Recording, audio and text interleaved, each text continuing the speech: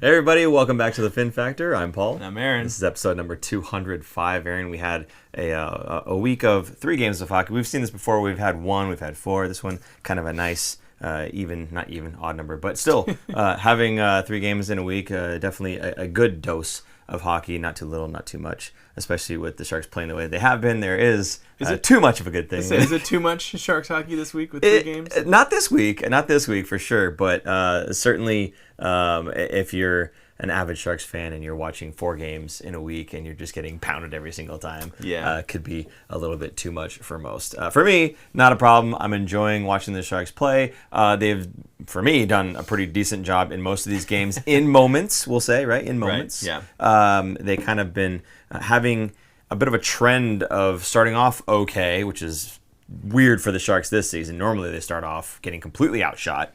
Right. And recently they've kind of hung with them until about the second, third period, halfway through or so. Mind you, these teams were at the bottom along with them. Sure. Not all of them, but actually even Pittsburgh were down there pretty far.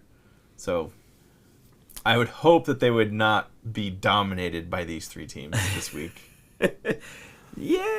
There's a stat that would say otherwise that I will be bringing up a little bit later on. But while we get ourselves ready to start the show, we're going to kick this off with asking you guys to help us out. If you have any Sharks friends and family that you think might enjoy the stream as well, please feel free to repost, retweet, reshare, everything. Get it out there to those folks. Get them in here. Get them chatting with us and you. It's a lot more fun. We got a lot of people kind of bouncing ideas off each other and whatnot. So do appreciate that. Also, if you'd like to support the show, you can do that with the super chat function. If you've got a comment that you want to put out there, we can read it live on the air. You can do that through super chat or at Venmo.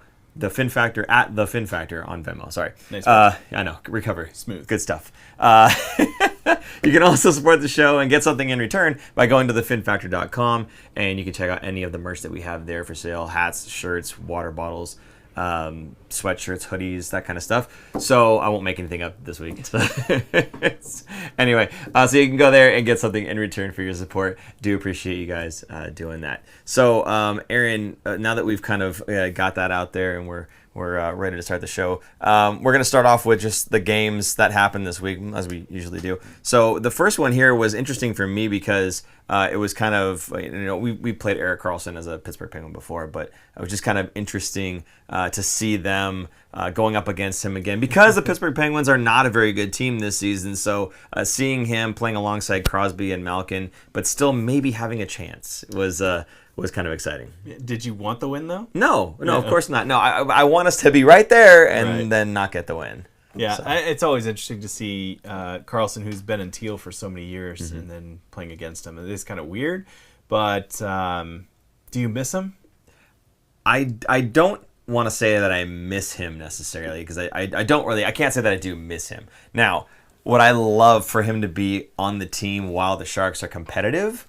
Absolutely. There's no denying this skill. I'm sorry. I know a lot of people hated on him. A lot of people hated the contract. Fine. No worries there. But for a guy to do what he did the season prior, where he got 100 points with a team that had no business even thinking about being competitive, let alone having a player on that roster to get 100 points, that to me was just incredible, and it's a testament to his skill and his worth to any team out there in the league. And I certainly did think that he was going to be a very big boon for the Pittsburgh Penguins, Sidney Crosby, Evgeny Malkin, even Letang. But I guess same thing that we saw in San Jose. When you've got 2-star defensemen, it doesn't always work out. Both right-handed shots, too. Absolutely. It's not like one's lefty. If Letang was lefty, I think it would have worked out better just because they could have put both of them on the points, I don't know.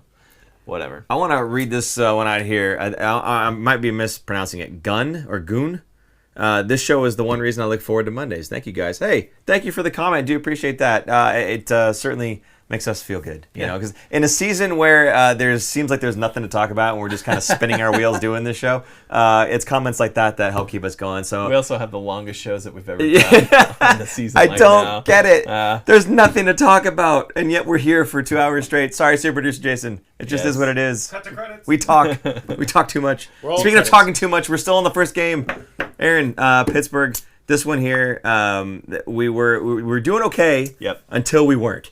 Right, and that's kind of the story of this week. Or season. Well, no, this season's been bad. But in this week, at least, we were in the games until we weren't. And for this one, it was a 3-3 tie going into the third, and it took a little while getting into the third period before things got going. It was an exciting game. Yeah. Like Sharks fans or Pittsburgh fans.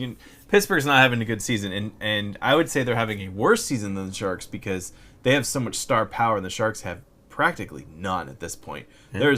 Their all-star was Tomas Hertl's not even on the team anymore. I don't think there's really... Maybe Granlund, that's a whole other argument. But anyway, no star power on the Sharks, and they kind of, expectations were they were going to be worse than the league. Here we are. Pittsburgh was supposed to be kind of their last hurrah, making a playoff push, maybe even being a cup contender, especially with the Karlsson move, and they're not even going to be close to the playoffs. So, disaster season for them. Anyway, they score 1, Sharks score 2, they score 2, we score 1. Like going into the third period, it was an exciting. That's an exciting hockey game, regardless of where you are in the standings. So the Sharks held in there and gave it their best effort, but just not enough. Now, one player I did want to point out is the new acquisition, Klim Kostin. Mr. Klim. Yes. Nice. He's a big boy. He's a big boy, 6'4". Yeah. What is that? Wait. We said I think you had brought up he was 212, and I said he was 230 something. Yeah, he's actually 230 something. Yeah, he's I think the thing that I was looking at was older information. Yes, so that might have been when he was drafted, actually, not when he was. Yeah, so he's gotten a lot bigger. He's a big boy. He skates fast. Yeah. No. He does not skate fast. Oh, sorry, he doesn't skate fast. No, he is heavy. Hits hard, but he's got skill. Yes, he has. I don't want to say he's got a lot of skill, but he has, for his size, he's got some good skill. And, this week alone, in these 5 games, his last 5 games, 2 goals and 2 assists. That's, for a terrible team, that's pretty good. Yeah. Now, the one goal he got, I think that's in the next game. I think that was the Columbus game. But, anyway, he scores in this game. Oh, no, it was this game. Granlund floats it over on his stick from behind the net. Yeah. Granlund did most of the work here, but... he did finish it very well. You got to be there, and you got to bury it. You got to finish, just like you said. And this shot was basically right outside the paint, right by the crease, and he just kind of like took a knee when he shot it, and it just goes, from ice level to top shelf. Just a great shot, and again, like you said, Granlund doing all the work there behind the net, making sure that he's drawing attention. And I don't know if you noticed it, guys, but when Granlund made that pass, it wasn't just straight across. It was a nice little tiny sauce. It jumped off the ice just a little bit and landed perfectly on Kostin's stick. And he just puts it up top and roofs it. Yeah, I'm excited to see if this guy is going to stick and maybe get re-signed by the Sharks. I believe he is an RFA after this season. He's got another year. Sorry, I take that back. So he's got one more year. But he's young. He's only 24. This guy could possibly be kind of like Cunnin, where he's on the power play, just being garbage man, screening the goalies a lot because he's bigger than Cunnin. And so maybe that could be his potential. Maybe third line guy / power play specialist, where he just screens and buries the garbage. But he does have some skill for being such a big boy, so that's kind of cool, and I'm excited to see him, and glad to see him get on the scoreboard.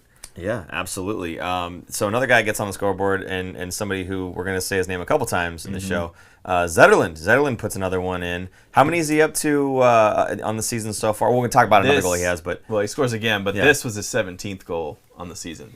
Now, correct me if I'm wrong, he leads the team now in goals. Yes. Does he not? Okay. Because Hertl was leading, and then... Bye-bye, Hertl. Obviously, isn't it? Yeah. I did pull up what's cool is on Hockey Database, it shows you everyone who has played at least one game, regardless if they're on the roster still or not. And let's take a look here. Duclair was at 16 goals, and Hertl was at 15 when he left. So he now takes the lead he scores again the next game. So he's 18 goals to lead the Sharks, regardless if they're still on the team or not. So a fabulous season for Fabian, if you will. He's become one of my favorite players, and kind of surprised me because he really didn't play very well when he came over at the trade deadline last year when the Timo Meier trade went down. So I really wasn't expecting a whole lot out of this guy. I was like, oh man, maybe he's just a fourth line kind of banger guy that has a lot of energy but doesn't really have the skill, kind of like Torrey Mitchell 2.0. So I'm excited to see him leading the Sharks in scoring, not just doing well, but being a leader on this team. Yeah, it seems like, again, for me, he's looked like just a gigantic human being. Again, not the fastest skater on the team by a long shot, but once he gets the legs going, it's kind of like a locomotive, right? So again, maybe apart from the speed, seems like the type of guy that Mike Grier is more than happy to have on the team. These blue collar type players, somebody who's going to be hard to move in front of the net, that kind of thing. So I could definitely see them putting him on the power play, as Aaron suggested. So yeah, it's a player that it could be exciting to see where he goes from here with the Sharks. He does have, like you said, one more year, so we'll get to see him again next season after he's kind of acclimated himself to the system and to new teammates, right? So potentially all good things with this guy. What do you think about getting him in the trade? Do you like the trade a little bit more now, seeing that he's been productive? Well, reading about it, apparently he wanted to get out of Detroit, so he was the one that actually initiated the trade. We traded Shimmick in a 7th rounder. Yeah.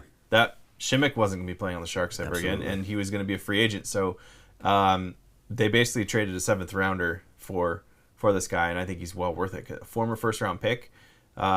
So he's got some skill, and he's definitely got... You can't teach size. Yeah. The guy's enormous. So, I'm very happy with this trade and a potential future piece of the next core group of guys coming in here. Whether drafted with the 7th or you trade your 7th to get a player, if they're even on the NHL roster, I'd consider that a win. Would you draft this guy in the 7th round? Absolutely. Yeah. Even though he hasn't really panned out as a first rounder? Sure. Yeah. Maybe he's a 2nd rounder, a 3rd rounder. Like, still totally worth it. So just another good pickup, I think, by Mike Grier. I know a lot of people have been hating on Grier for whatever reason, but because it's the interwebs. Yeah. Everyone has an opinion. But again, for the price and what you're hoping to accomplish this season and maybe next, absolutely, it's a great pickup by Grier. So that game, unless you had something else to say, just Peter St. John saying Thomas Holmstrom. Yes, I grew up that guy, but he developed into the best goalie fronter. He became a power play specialist who could score in the close with the deflections and whatnot. Yeah. He was amazing. Holmstrom was amazing. I don't want to say he's going to be that, but potential, absolutely, yeah. So the in the spirit of doing well, but then just kind of letting it all fall apart as the game goes on, the Sharks again were tied 3-3 here. They were down 5-3 and then got an empty net goal. So as you said, they were pretty much in the game the whole time. Really only down by 2 at any point in the game. It was late in the game, which might be indicative of there's a lot of young guys on that team. They're not quite used to the NHL schedule. Right. Even if they've been there for a year or two, like some of the younger guys who have had some NHL experience, to do it years in a row might still be kind of tough. They have to get that conditioning to be at the point where they can handle that. So they usually say it's about roughly 4 seasons before you're really seasoned in the NHL, where assuming you're playing all 82 games or close to it, that your body gets used to it and your mind gets used to it, because it's really... a lot of it is mental, not so much physical. There is physical toll on your body, but mentally you have to be able to shake off a bad night and go out there again, sometimes the next night.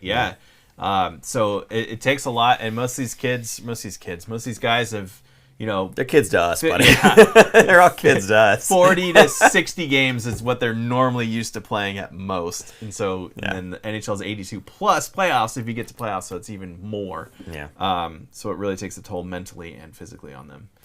Moving on from this game, we go to Columbus, play against the Blue Jackets here. And again, we're going to bring up the name again. Zetterlund scores again. So now he's up to 18, which is where we're at now, correct? 18 goals. So, Zetterlund having a heck of a season.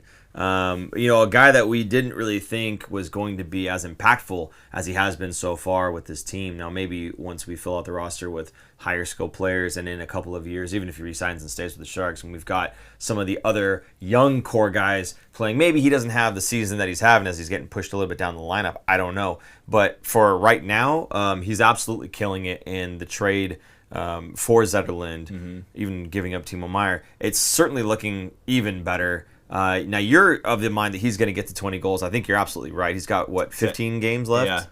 With 15 games left, I'd be shocked if he doesn't get another 2. So, do you think 25 is where he'll end up? That's what I'm like. Do you think he's going to push to 30? Ooh. That's 12 games in the next... No, that's too much. That's a lot, yeah. But he's at 32 points. I think he can push it to 40, maybe close to 50 points, 45 points. He doesn't get as many assists, but maybe 25 goals, 45-ish points. That's where I'm at 25 goals, 40 points, I think is where I'm going to end up. I think that's doable. 8 more points. Yeah. And 2 more goals. Yeah, I think that's attainable for him. There's no one else to score goals, so he's it. Granlund's more of the assist maker. Yeah, he's more of the playmaker. So, yeah. Absolutely. Okay, so then Thrun gets his second goal of the season here as well. Grand Admiral Thrun, as we call him on the show. He also made kind of a ugly play. Yes. It's unfortunate, right? And this was actually in the next game. I think it was the Chicago game. Yeah. So we'll get to that in a second. But positives, all good things. On this game for him, he gets his second goal of the season. Pretty nice. Again, he's we originally got him from the Ducks, correct? Correct. Right. So the pickup there, I still like it. I think a lot of folks maybe aren't as high on Thrun as I kind of was when we first got him. And even I'm kind of like, yeah, maybe he's not really NHL material, but we're just kind of playing him because he's of the 6 that we're going to dress. Maybe he's up in the top there. I think he's NHL material. I think he's going to be maybe a bottom pairing guy. At best, he'd be a top 4. I don't think he's going to be a top pairing guy. He doesn't have that potential, but I could see him being bottom pairing guy, kind of a two-way defenseman, responsible in his own end, and but also has the ability to move the puck and play a little bit. He's not going to be he's not going to be Erik Karlsson or anything, but he'll be able to hold his own and make the correct plays and passes and stuff. Which could be very promising when you consider that we've got other guys in the pipeline that are kind of have the same sort of scouting report, like Mook Madulin, for instance, right? A good two-way player, makes a good first pass, right? And some other guys that are hopefully going to be coming through the system. Who we just traded for? Thompson. I forget the first name, but the last name was Thompson. We just traded from the Lightning. Right, so getting him in there again, Jack Thompson. So having him in the mix as well. There's a lot of young blue liners on this team, and even if not all of them make the roster eventually, because we'll be getting some free agents or making some trades and that kind of thing, and guys will just kind of age. So we'll have some more veteran presence on the blue line eventually. But if even some of these guys make the roster, it's a good gamble to have like quite a few lined up in their youth, ready to go for that competition for those spots. Yeah, good. Yeah. Okay. You're doing great. All right. So the only other thing I think to talk about in this game really was that there was a fan of the show, an avid fan of the show, who happened to be at this game. Now he doesn't know we're doing this, but I don't even think he's on right now. He might not be on. Yeah. So Nick HBK 150 was at the Columbus game. Sent us a picture. There he is. There's Big Nick. This is you talk about Klim Kostin being a big human being. He is. I think Nick dwarfs him because Nick is probably about 18 feet tall. Yeah. I'm just guessing because I've stood next to him before and I hurt my neck. Yes. I had to look straight up.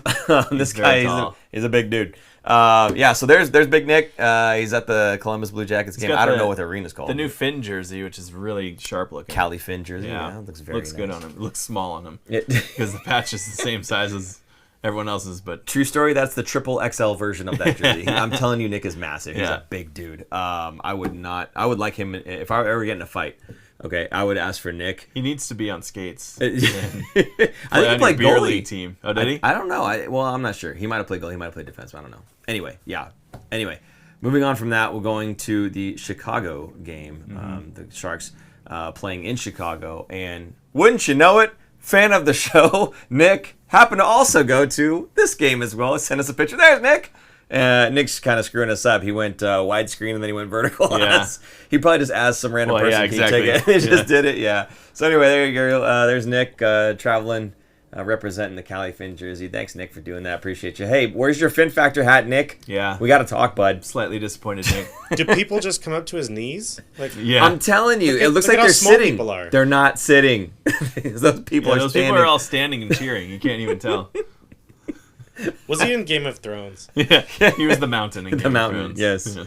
Oh my goodness. Anyway, so there you go. Nick representing Sharks territory. Not the Finn Factor, unfortunately, but Sharks territory, and doing a heck of a job doing it. Thank you for... maybe our hats just don't fit as noggin. I don't think they do. They have the little extension clip things you can make it bigger, though, right?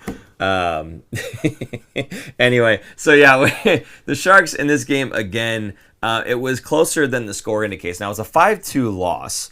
However, Bedard is what the focus is in every single game that he plays in, right? Bedard only gets a single goal and an assist, but the only time he scored was on an empty netter, and it was 0.3 seconds left. Yeah. It barely went in time, and realistically, other than with 0.3 seconds left, he wasn't on the scoreboard apart from the assist. Well, again, he's a young guy, 18, 19 years old, not used to playing this many games, and we're now in 60-something of the season. So you're allowed to have an off night and have a goal and assist for an off night. So not too bad on the score sheet, but in the game, he wasn't too, I guess, stand out-ish as he normally would be.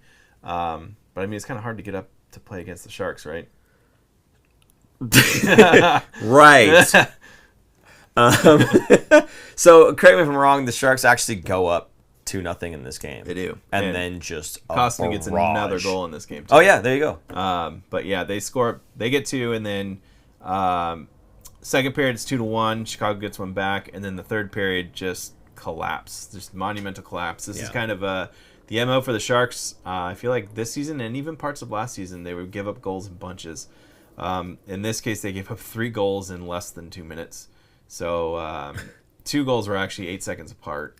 They were still celebrating the goal. Yeah. And then this is the Thrun pass he was talking about earlier, where he tried to throw it up the boards to LeBanc across the ice, and not a good pass to LeBanc. LeBanc was open. If he got it to him accurately, it would have been fine, normal play. But then it just comes right back, and it was kind of an awkward play that gets bounced, I think, off a defender and through his leg, through Krona's legs, like just bang bang play, and goes in the back of the net. This is like to me, it was like an AHL play, not an NHL play, and that's why it ended up in the back of their net. Yeah. And Devin Cooley was actually in net for this game. Not Krona was the 2 games prior. Yeah. And I think what had happened was the Sharks scored 2. Okay. Then the Blackhawks score 1 end of the period, going into the third. And I think Mike Greer said, "Hey, Devin, you're looking really good. You're playing really well. I'm going to offer you a contract. How would you like to play with the San Jose Sharks next season?" And Cooley's going, "Sweet, yeah, that sounds great." And then Greer said, "Then let some goals in so that we can play. You can play with Macklin Celebrini next season, please." Oh man, I'm pretty sure that's what happened. Again, I'm not an official source at all, but this is very untrue. People think this actually happens. It does not happen. No, not at all. It doesn't happen. No. The Sharks just kind of melted in the third is really all that happened. By the way, the assist on Connor Bedard's assist was a secondary assist as well. So, there's the crying emojis. We're doing that. He did nothing but pass it to someone else who passed it to someone who scored. Yeah, it was great. It was a great pass to the guy who made the pass. NHL loves their points, don't they? They love 100%. points. 100%. I'm surprised they don't have a third assist. A tertiary assist. Yeah, there you go. Oh, I have that emoji. You do? You have the tertiary assist emoji? You can assist. You can assist. Float that one out there for us.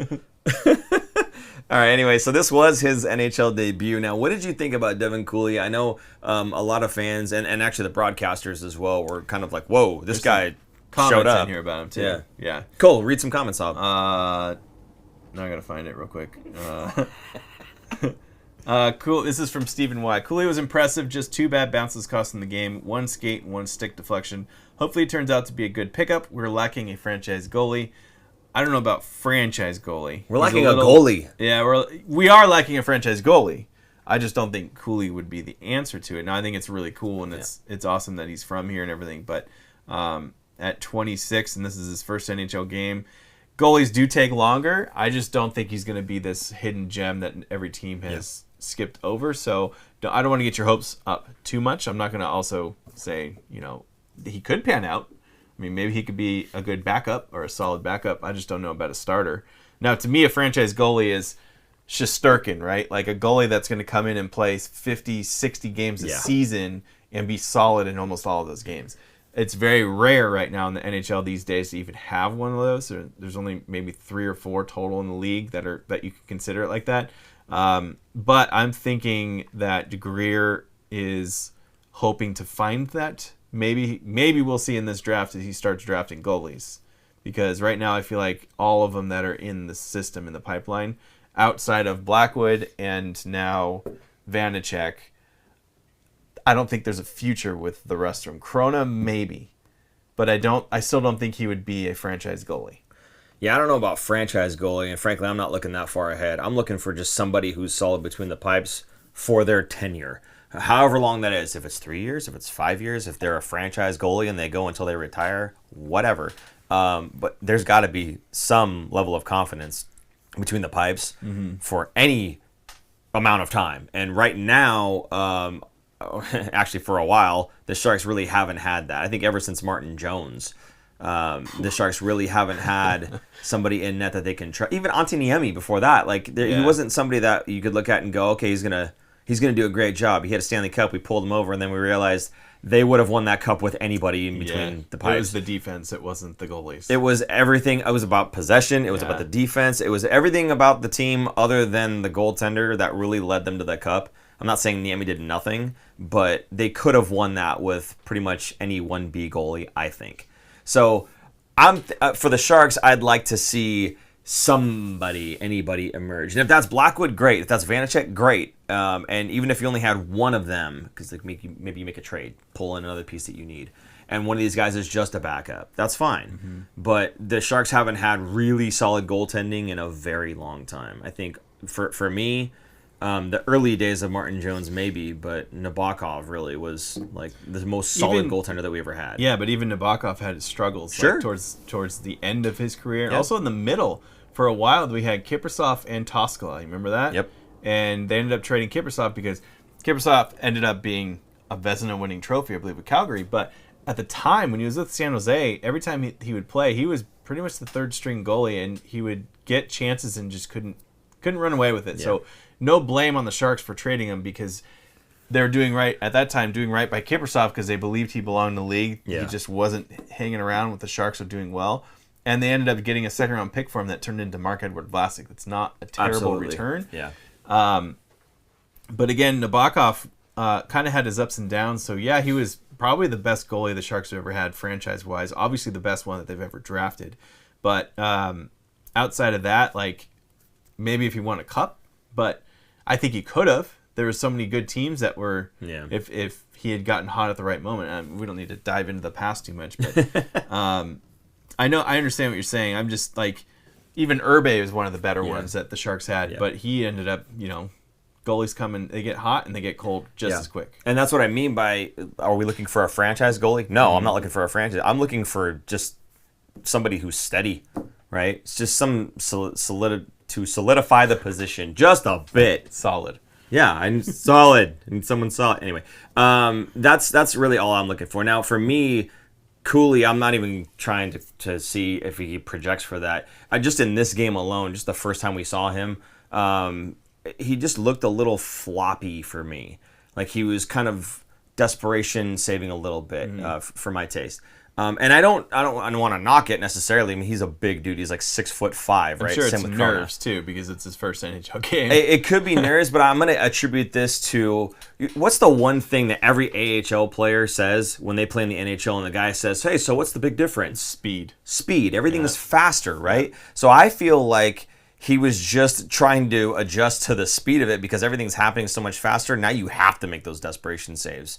You have to dive because you can't push as fast as you would, as you'd be able to in the AHL or wherever else you came from, right? Which, by the way, he played for the Junior Sharks, like 14U AAA or something like that. I don't know where he went from there necessarily, but when you're playing at the NHL at that speed, if you're not as fast as them when they're moving the puck, going post to post, you're going to have to get a little bit out of position and floppy. Right, so I think that's all that was. At least I hope that's all that was, because he is a very big dude. If he gets his speed up to NHL level, he could turn into something that would be a very good pickup for the Sharks. He went to the USHL and played for the Muskegon Lumberjacks after the Junior Sharks. He's a lumberjack. And then he went to the NAHL, Springfield Junior Blues. Then BCHL, Wenatchee Wild? Wenatchee? Yeah. Yeah. Then he went to the University of Denver. And he played with Krona for one season. They had one season where they were together. Then ECHL, AHL kind of bounced in between. So that's pretty cool that you get to play with Krona again. Yeah. Good stuff. Pretty sweet. I saw something, by the way, and we'll move on after this. I saw something where they were on like carts, Yes. push carts. Yeah, that was Columbus game. Yeah. They I guess the practice facility was so far from the locker room that for all their goalie equipment they couldn't walk that far. So they had like it looked like the cart that you have in a hotel, like a big old like thing Home Depot or something too. Yeah. It has a big old thing for hangers, and they put them on there and they sat on and they wheeled them away for a long time. He was having fun with it. He was using like it was paddling down, all that stuff. Yeah, it was good stuff. So good to see him having a good time. And again, mentally for the two goaltenders to already have played with each other, know each other. Maybe there's some competition there. I don't know. But obviously a more comfortable situation coming in. You have somebody that you've already kind of played alongside of for some time at least. So that's pretty cool. I like that story. Anyway, moving on from that one, I guess the main takeaway is that the Sharks have a very slight lead in the Celebrini sweepstakes. Chicago has 43 points.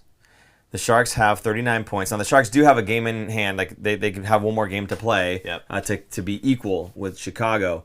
But I don't want to call this a commanding lead. But one of those games is against Chicago. Yeah, absolutely. Well, another game coming up is against Chicago, but there's another game they just have to play to be equal with them. Yeah. So I think right now the Sharks are looking pretty good in terms of being able to stay underneath, and we'll talk a little bit more about some of those stats and whatnot that might help keep them underneath. But I guess my point here was just kind of we're winning something. Yeah, we're winning where we want to be winning this season. So looking okay so far. I'm still nervous that they're just not going to get it. They're going to go in first overall, and someone's going to win the lottery, and they're not going to get it. And they're going to get bumped to second or even third. So I'll bring up some of the other stats and stuff because we're going to talk about Chicago during the upcoming game. So I'll bring up some of those stats a little bit later on. So we'll pass it up. But we talked a little about Klim Kostin already. I don't know if you want to bring anything else up about him. But 2 goals, 2 assists, 4 points in 5 games. Pretty solid showing for the young freight train that he is.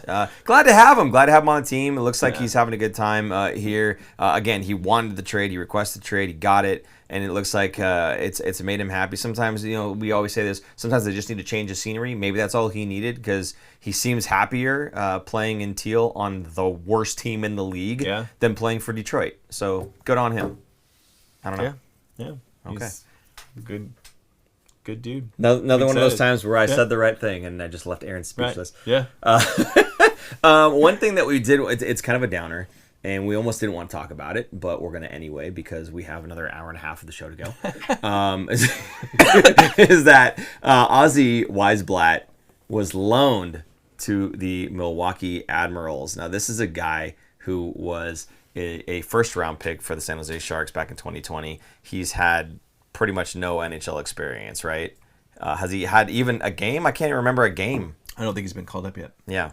So I hate to use the word bust, but is that what we're looking at right now? No, I'm looking at this as the Barracuda are not going to make playoffs. Okay. And the team that they got traded to, or loaned to, Milwaukee, is leading. And so they needed some players to boost up their playoff team. So he's going to be getting playoff experience, which he wouldn't be getting with the Sharks or the Barracuda. So I don't think it's necessarily a negative thing. It's still kind of a positive thing because he is going to be playing more hockey than he would be if he were to stay at the Barracuda level. I don't want to call him a bust because people said that the Sharks were already reaching for him, and it was like a 31st overall pick in the first round. I mean, a couple years ago, that's a second-round pick. I just consider those picks second-round picks. The nomenclature of first round kind of adds some stuff to it, so I think it puts a little more pressure on those guys. It does suck that he hasn't played in the NHL, and to not be good enough to make the Sharks team is not a good sign. So, I don't know. It's also one of the last picks that the old regime made in the draft. And I believe the second-round pick was what's his name? I'll blank on his name. Bordelot. Oh, the same draft. Yeah. And you could have swapped those two. And it would have looked better. Right. Yeah. They would have said, oh, wow, you reached for Bordelot, but at least he's scoring and he's got some NHL experience, right? So who cares? Flip those two and then whatever. So Okay. it's kind of disappointing because you'd want those first-round draft picks. They have such a higher percentage chance of making the NHL, but sometimes it just doesn't work out. Yeah, well, like I said, we almost didn't want to bring it up because it's a bit of a downer, and we wish him all the best, of course. It's kind of strange, though. You could just loan a player to a different team like that. I know. The AHL has some weird rules because certain teams, obviously they have the rights to all the players. Yeah. But there's some NHL teams, like I think it's Carolina, that doesn't have an affiliate right now.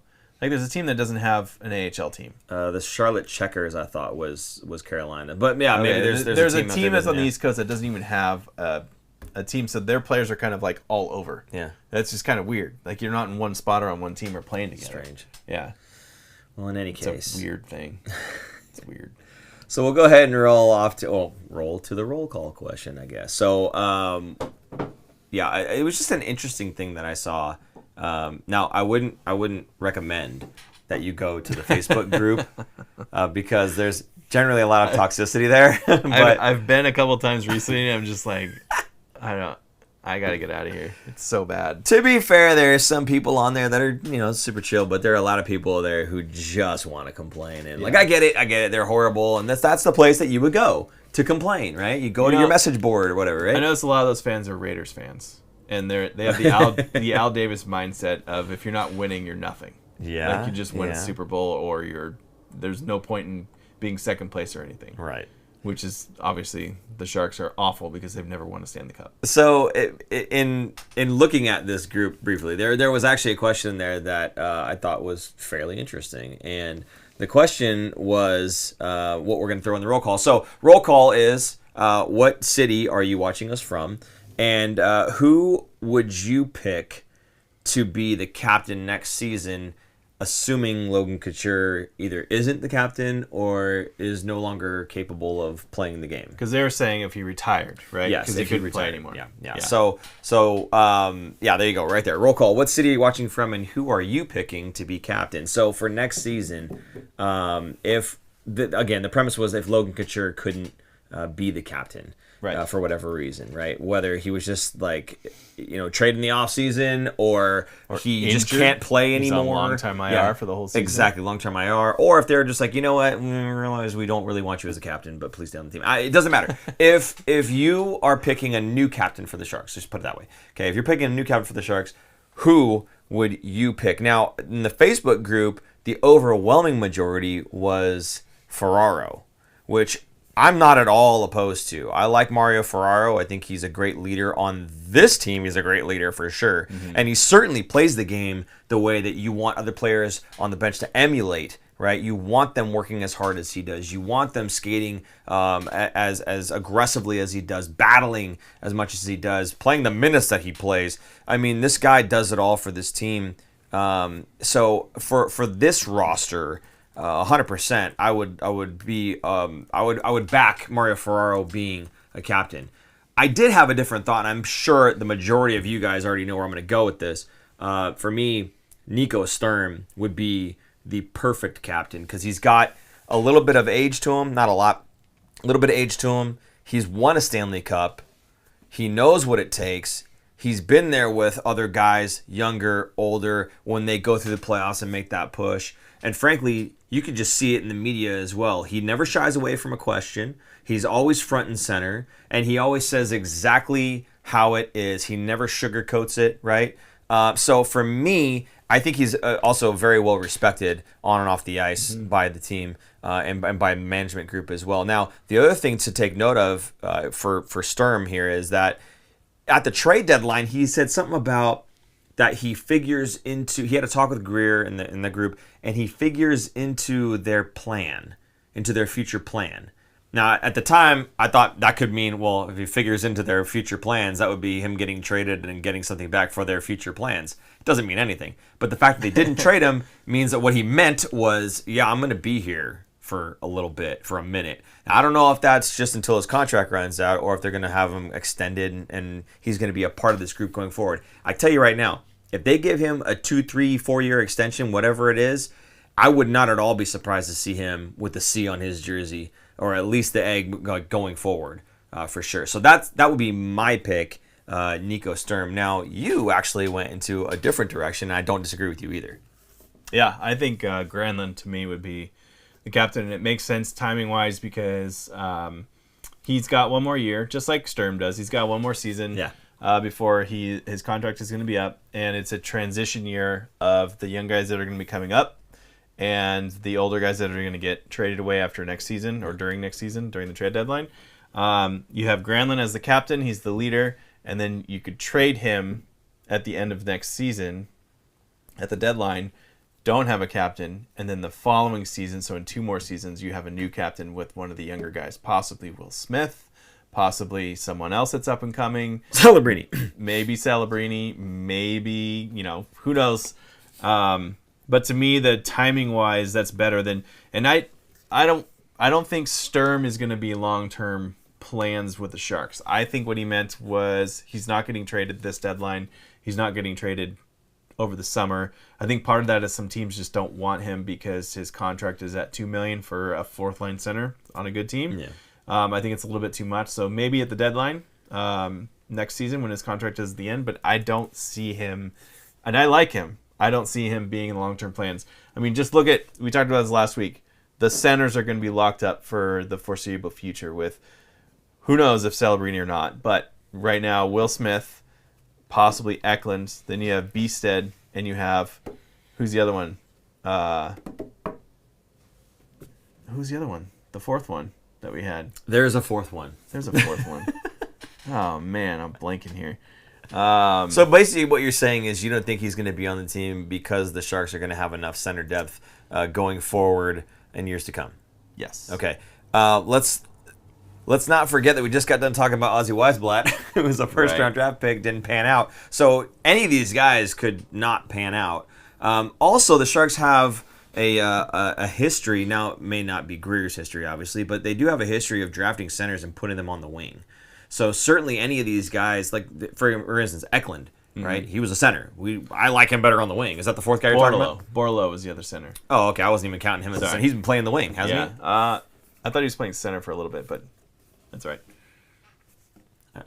He'll play the wing, trust me. Yeah. If he gets an NHL slot, he'll play the wing. Yeah. He'll play defense. Right. He doesn't care, right? So Beasted is meh, somebody just said. Well, Beasted is meh. He's not going to be a top 6 guy. He's going to be a bottom 6 guy. Okay. He's going to be a big third, maybe fourth line center. Solid guy. I know who you're talking about. There was a trade that we just made for that center. It's the Swedish guy. SHL. Something Strom. Dang it. I forget his name. Edstrom. Thank you. That's what it is, yeah. Edstrom, that's the other guy. Now, again, I knew it. Plays in the SHL. Right. Looks pretty promising as an 18-year-old playing against grown men. A promising third line center. Exactly. Then Beasted would be your fourth line center. If Beasted pans out, and if they all pan out at the same time, they may not, in which case, again, I think Sturm it'll take time. It'll take a few place. years, but I just don't think Sturm wouldn't be signing a 3 or 4 year deal. Someone said give him the old 8x8. I don't think so, no. But so again, for me, if you look at when Sturm won a cup, he played alongside a whole bunch of young guys, a young McKinnon, a young Landeskog, a young Rantanen. Makar had just come Sturm in. was also young at the time. Absolutely, but I think he can see, this is where this is going. I wouldn't mind sticking around. Here's an interesting one. If Duclair comes back, I could see him getting the captaincy. Duclair? Yeah. I don't know about that. Yeah, I don't think so either, but interesting, throwing it out there. I don't think a guy that played with us for, a hot minute and then gets traded away and then comes back and resigns is like captaincy. But that's just me. I don't know. Maybe. Yeah, Maybe. To me, Granlund's already the pseudo-captain. He's already an alternate captain. Yeah. Right now, according to this, it's Ferraro, was Hurdle, Cunnin, Granlund, with Couture being the captain. It's a tragedy that Nico Sturm's name is not on that list. That is absolutely bonkers to me. He does everything that you want a leader to do. You don't have to have a letter to be a leader. No, absolutely. And he proves that, but Yeah. it's just bonkers to me that the Sharks brass wouldn't recognize that, and the players, I guess, that they wouldn't recognize that because he is everything that you want. Everything you said, I agree with. Yeah. I also think Granlund also talks to the press a lot, and says all the right things and is a leader. I think he does everything that Sturm does, but also is on the ice more because he's trusted in more situations, more of a scorer than Sturm is. Yeah. So he gets more ice time, which you kind of want in your captain anyway, to be not necessarily your best player, but a guy who's going to be out there a lot because you're out there talking to the referees a lot. Well, you're supposed to be modeling how you play the game to everybody. Yeah. So, yeah, absolutely. Okay, good. Some good replies there, guys. Thank you so much for participating in that one. That was good. I like the beast that is meh. My goodness. I would take him as a fourth line center. Yeah. I mean, that's some skill mixed in with a lot of size and speed for that size. So it could be very interesting seeing the Sharks moving forward with the size that they're going to have. There's a lot of guys that are pretty big dudes that are on this roster now. Matt Greer has really reworked the prospects, everything, and the vision of what the Sharks are going to be in the future. And I know a lot of people are just like, yeah, he hasn't done anything because the Sharks still suck. We need to move on from the GM. It's like, it's a process. It's going to take a few years. He's still mixing the ingredients. He's baking it in the oven right now. He's got to wait. These fans are bigger basketball fans, and they think that if you just get one guy, that it changes the whole team, and it doesn't really work that way. Look at Chicago. Look at Edmonton. Yeah, look at Buffalo. Thank you. Right. So perpetual rebuilds. It takes time for these players to fully mature, fully bake. And really have an impact on the team. And it's not just one player is going to do the job. You need to have depth up and down the lineup. And the Sharks are building that with the youth that they have. And once they all kind of come to fruition, right, and they all kind of are able to really come into their own and make a big difference on the team all at once, I think we're going to be a very competitive team for many years to come. So again, if you're not a Sharks fan, you need to get in now so nobody calls you a bandwagon fan. It's true. And if you're not subscribed, by the way, you should be, because we'll be talking about them all through the years of them being this bad and the years of where they turn it back around. I have nothing wrong with bandwagon fans.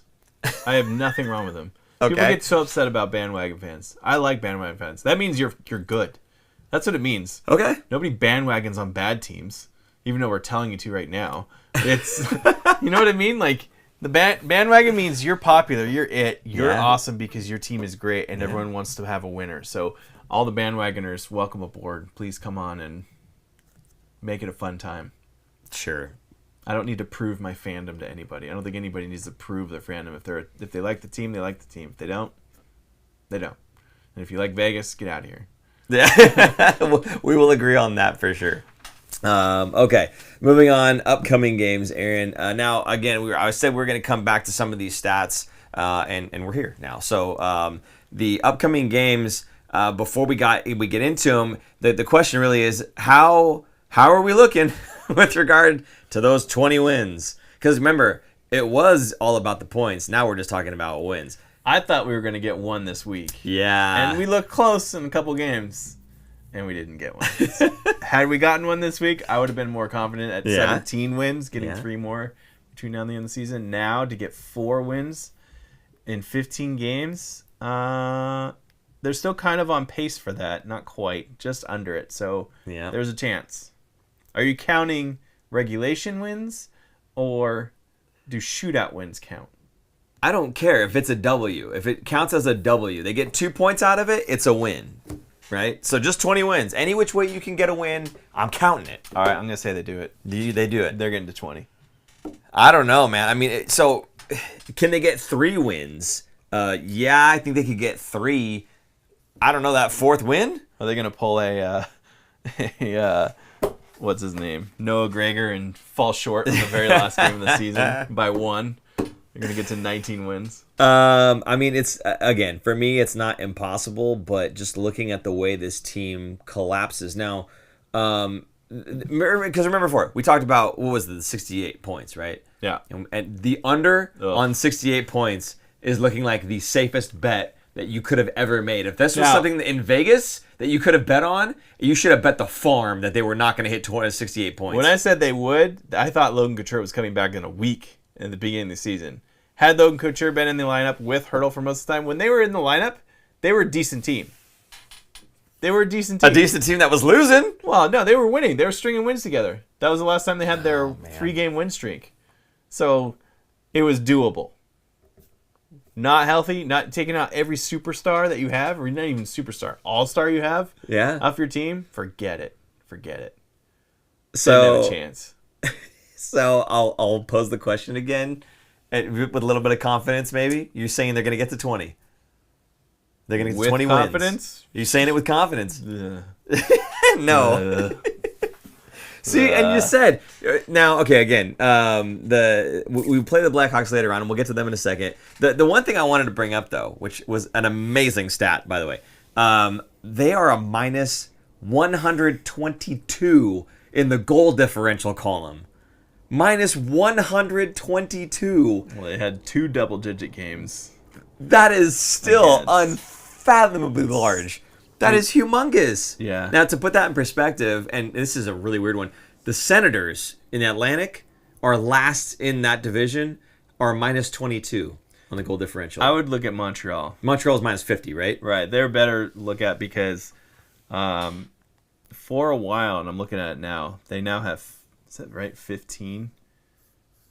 15 regulation wins. For a while, the Sharks had more regulation wins than Montreal. Now they don't. But by 3. The Sharks have 12, and Montreal only has 15 regulation wins. Chicago, for reference, has 14. So they're right in between. Yeah. But still, that's not a lot. No. To me, regulation wins is a good determination of a better team or not. Sure. So, for instance, the Ottawa Senators have 19 regulation wins. Arizona has 23, but they're still behind Montreal in the standings. Yeah. That's a much different team. That's a lot of wins. And then they also have a lot of losses, but they're just not going to overtime like Montreal is. Regardless, it was crazy to me that another team that's last in their division has 100 more in the goal differential column than the Sharks do. It's a lot. It's a lot. That is a lot. So anyway, are they gonna make it to 20 wins? I'm gonna go with probably not. They're definitely, for me, if you were to say over 20 wins, I would say no. 20 is doable. I just don't know. I feel like they're not going to do it. I feel like they're just going to keep doing what they've been doing, which is look decent in the first half of the game and then collapse under the weight of another team that just has more veterans who have played in the NHL for a longer period of time, who aren't going to make as many mistakes that the Blue Liners are making, who won't be as floppy as maybe the Sharks' goaltending has been. I'm not putting a whole lot on the Sharks' goalies, by the way. I mean, some of them are just weird bounces and stuff. Yeah, Blackwood though is going to be coming back soon. I don't have as much faith in Krona and Cooley getting 4 wins, but with Blackwood in there, he could steal a game or 2 there. Does it even make sense to bring him back in? Yeah.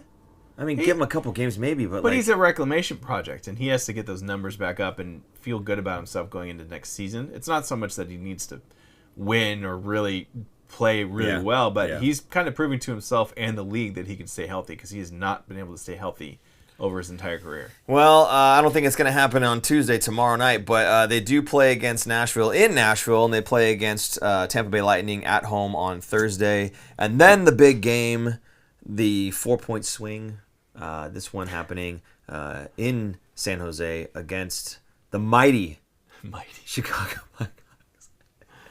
They are mighty. The slightly bigger second from the worst Chicago buddy. Blackhawks. Yeah. So this is Celebrini Bowl Part 3 is what I'm calling it. Brycar, by the way, says he can't see them getting to 20 wins. So there you go. Do you think they'll go minus 150 or more? Oh, that's a good one. I like. Yes. I think they're gonna go 150. Ooh. Yeah, I think they'll hit 150. Yeah, minus 150. Yeah. Yeah, 100%. I could see that, especially if they're getting in these close games where they give up more empty net goals. Yeah.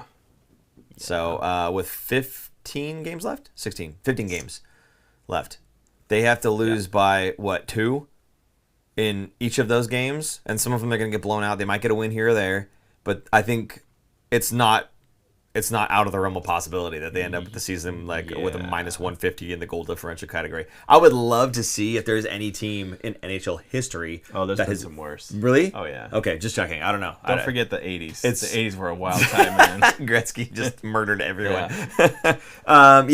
This is historically bad, I think, for the Sharks. Even their first season or two. Yeah. This is historically bad. So Anyway, again, Celebrini Bowl, Part 3. We've played them twice already. We have lost both times. January 16th, it was a 2-1 loss. And then yesterday, March 17th, for future reference if you're watching this video in the future, a 5-2 loss. So this one coming up, can the Sharks make it a perfect 0-3? Can they? Can they? Yes. Absolutely. Will they make it a perfect 0-3? To think answer so? your question, you want to hear the worst seasons Okay, ever yeah, go ahead, for fire goal away. The worst ever, Washington Capitals in 1974-75, a minus 265. Jeez. So you thought the Sharks were bad.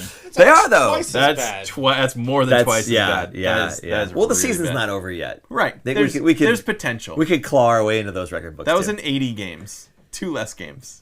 They could all just take a knee. And just The San Jose Sharks Rally. are tied for second with the 92-93 Sharks at 196. Tied with Ottawa the following season, also had 196, minus 196. So, yes, the Sharks are on this list, and they're on this list again, the 91-92, the inaugural season, for minus 140. So they could potentially pass their inaugural season. It's just something to look forward to this season, History. So great. History. The Anaheim Ducks is that the only team in the 2000s? Minus 129. Minus 129. That was my last God. season, wasn't it? 22-23. We'll beat them. Yeah. We'll beat them. Easily. And then the Atlanta Thrashers, Hotlanta. That looks like their first season, 99-2000, were minus 143. The Atlanta Trashers.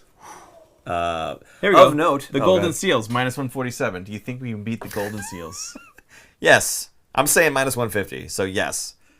We're going to climb our way up that list. Okay. Brutal. The other thing of note in this game against Chicago, again, it is in San Jose, and it is a giveaway night. Now, they're doing something interesting, and I hope that I get a chance to go get one. Cricket jersey giveaway. Have you seen these? I have. It looks pretty. I mean, I've seen. They only have the mock-up. mock-up, They don't yeah. have the actual jersey, but I think it looks pretty cool. To me, it looks like a cool shark or a soccer jersey in a way. Oh, okay. Like it looks. Have you seen it? I have seen it, yeah. Yeah. I just wouldn't know if to compare it to a soccer jersey if it would or wouldn't look the same. But anyway, I mean, it looks like it's got a collar on it, like old school soccer jerseys had collars on them. I gotcha. Yeah, so it looks pretty cool. Yeah, no, from the mock-up that Aaron's showing on the screen over here. And from the mock-up, it does look pretty nice, and I would certainly love to get one. I don't know a thing about cricket, Me neither. but I like free apparel. Other than the wickets and the ball and yeah. See, you know more than I do. And You said wickets. I know there's a ball. I don't know anything about wickets. there's like 3 sticks, and the pitcher's trying to knock them down, and the person's trying to block it so you don't knock them down. Yeah, the only wicket I know is a Star Wars reference, Ewoks. Jeez. So, sorry. That's a whole nother show we should You do. need to expand your mind. No, man. Star Wars is solid. Star Wars, Sharks, and Lego. Let's go. Anyway, okay, so the Sharks, again, we play Nashville, Tampa Bay, and Chicago. Aaron, are you looking at any of these games going, we're picking up a W? Chicago's the only one, really, Yeah? that I could think of. I mean, that was a close game this week. I think they've proven that they cannot beat Chicago. Wow. They didn't get blown out by Chicago. Fair enough, but we're 0-2 out of the 2 games we played so far. I think the Tampa Bay game might be a blowout. That's a home game Yeah? too. Yeah. Well, I mean, if you're a Tampa Bay fan, which my cousin Corey is, he's gonna love that game. So I if bet you he's go, gonna be there too. if you go to the game, the Tampa Bay game, I would buy the tickets for the Chicago game so that you can sit through that massacre and then get the jersey the next game that they play, get something for your fandom.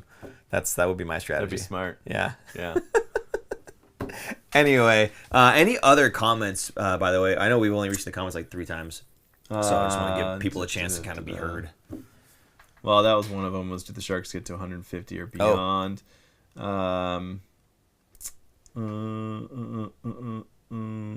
Zephyr from Camino said, "Sorry, I'm late, y'all. St. Pat's Day game would have been more exciting if they were competing for the first overall pick. I still like that idea." He's talking about the gold method or gold. What is it? Once you're eliminated, you play for the best record Yeah. to try to win, which again to me is crazy because if you're that bad of a team, It's a whole you're different. probably not going to win. It's a whole different set of standings. But again, Yeah. the team that's losing, like the Sharks roster right now. Yeah. How many of those guys are even going to be here next season? There's a lot of UFAs, so they're not playing to help get the Sharks get a better pick. They're playing in the NHL because that's their job, is to play in the NHL, and they want to stick in the NHL, and they're playing for their next contract for next season. Not so much with the Sharks, just in general. So, well, Peter St. John says we're going to pick up a waived Noah Gregor, and he will carry us to a win over the Hawks. Can you imagine if they get him? You will be the first one at that game with a jersey, ready to get it signed. Waiting outside, holding it with a pen, holding the jersey. Here's a pen. Noah, can I get your autograph? Noah, the head of your fan club, what's your signature? I won the bet. Oh my God, club of one. Okay. Anything else in the comments there? No? We're good? No. All right. Well, I mean, I think that's the end of the show, unless there's anything else you want to bring up, but I think we're good. Yeah. We're trying to keep are we about an hour? We're about an hour. We did a good job.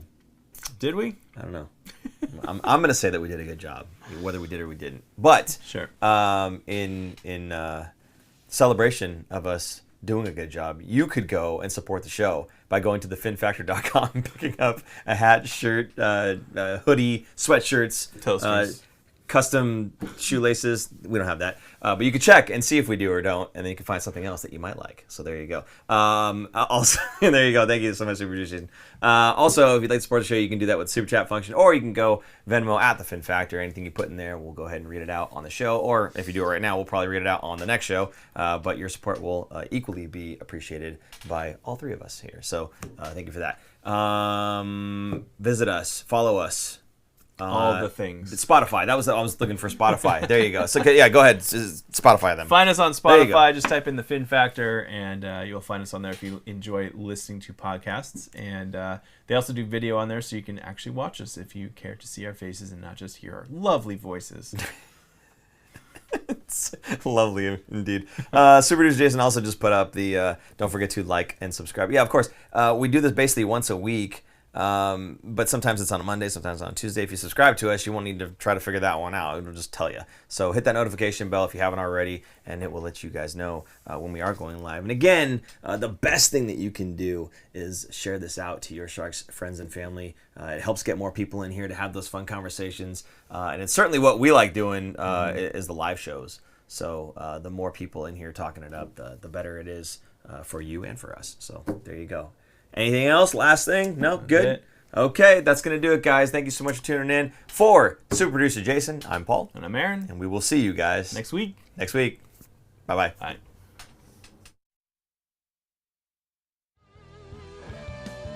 Thanks for tuning in. If you like this episode, check out our other content, especially interviews. You can interact with us directly through social media at The Fin Factor and on Instagram at Fin Factor. And don't forget to join our live streams on YouTube. Visit our website at thefinfactor.com, where you'll find all of our episodes as videos or podcasts. You'll also find our exclusive merchandise to help support our show.